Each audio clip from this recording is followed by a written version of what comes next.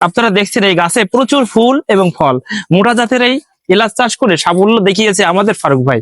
ফারুক ভাই শখের বসে 2টি গাছ নিয়ে এসেছিল এবং 2টি জায়গায় রোপণ করেছিল। আল্লাহর রহমতে এখানে প্রচুর পরিমাণে গাছ হয়েছে একটি গাছ থেকে, এবং সেখানে প্রচুর পরিমাণে মোটা জাতের এলাচ এখানে কিন্তু ধরেছে। আমরা ফারুক ভাইয়ের কাজকে পেয়েছি সরাসরি, আমরা ফারুক ভাইয়ের কাছে জানতে চাবো, ফারুক ভাই আসলে কোথা থেকে এই গাছ সংগ্রহ করলেন? আমাদের গ্রামেই চাষ করছিল, ওনার একটু রোদের জায়গা, ওনার গাছ সেরাম জ্যোতির হয়নি, একটা গাছেই ফল আইলো। ও দেখেই আমি বললাম আমার একটা চারা দাও, আমার একটা চারা দিলে। তাহলে ঠিক আছে, তাহলে আমি সময় জায়গায় নিয়ে গিয়ে আমি এই জায়গাটা আমি বসাইছি। অর্থাৎ ছায়া জাগতাই। জি, ছামাই ছামাই জায়গায় দিলে জিনিসটা ফলটা ভালো হবে, রোজ জায়গায় দিলে কিন্তু ফুল আসবে না, ভালো দাঁড়াবে না। এইভাবে আমি সেইভাবে মনে করেন ছামা জায়গায় আমি এই জায়গাটা করছি। কখন লাগানোর নিয়ম, কোন মাটিতে লাগাতে, আর কি ধরনের সার ব্যবহার করতে হয়? তলায় কিছু মনে করেন ওই ইউরিয়া সার দিতে হবে, ঢ্যাপ দিতে হবে, টিএসপি দিতে হবে 100 গ্রাম করে, দিয়ে মিক্স করে গরবে সার আছে, জৈব সার দিয়ে চারিকোল ছিটিয়ে দিতে হবে। দিলে জিনিসটা দ্রুত চারা গজাবে। গজানোর পরে মনে করেন যাতে বেলে বড় না হবে, বয়স না হবে, 1 বছরের মাথায় ফল আসবে। যদি কেউ শখের বসে রোপণ করার ইচ্ছা থাকে, বা তারা এখন কোথা থেকে চারা পাবে? আমার কাছে আসলে পাবে চারা। একটা পিস চারার দাম কত টাকা দিবেন?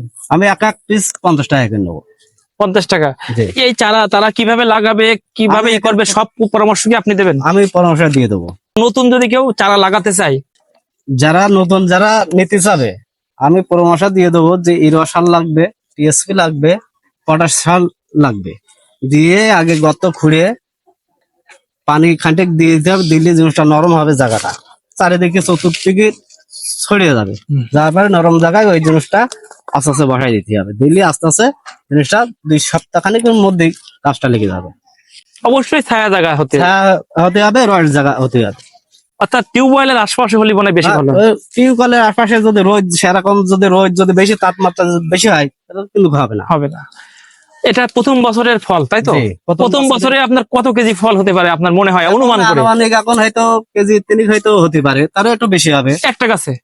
একটা গাছে অত হবে না। না, মানে একটা গাছের থেকেই তো এই ফল। জি, একটা অর্থাৎ গাছে আমরা একটা জিনিস শিওর হলাম যে একটি গাছের থেকে আজকে এতগুলো গাছ, 1 বছরের মধ্যে এই গাছে 3 কেজি মতো ফল আসছে। প্রথম বছরে 1 কেজি ফল কিন্তু বাজারে 3 থেকে 5,000 টাকা দরে বিক্রি হচ্ছে বিভিন্ন ক্যাটাগরিতে।